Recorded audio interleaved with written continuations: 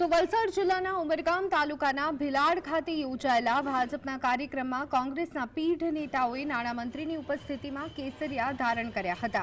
જ્યાં ભાજપના ભરતી મેળામાં ધારાસભ્ય રમણભાઈએ કોંગ્રેસમાંથી આવેલા નવા લોકોને પરિવારની જેમ રાખીશું તેમ જણાવ્યું। તેમજ જ્યારે આગળ જતા હોદ્દા જોઈતા હોય તો અવાજ બુલંદ કરવાનું જણાવતા સભામાં અને મંચ પર સોંપો પડી ગયો હતો। રમણભાઈ પાટકર ઘણીવાર મંચ પરથી વિવાદિત ટીકાઓ કરી અને ચર્ચામાં રહ્યા છે। ત્યારે અત્યારથી જ ભાજપની કંઠી પહેરતા જ કોંગ્રેસના આગેવાનોએ સારી મહેનત કરી અને હોદ્દા માંગવા અવાજ બુલંદ કરવા જણાવ્યું હતું। તો કોંગ્રેસમાંથી આવેલા કેટલાક નેતાઓ આજે ભાજપમાં મંત્રી બની અને સારી કામગીરી કરતા હોવાનું પણ જણાવ્યું હતું।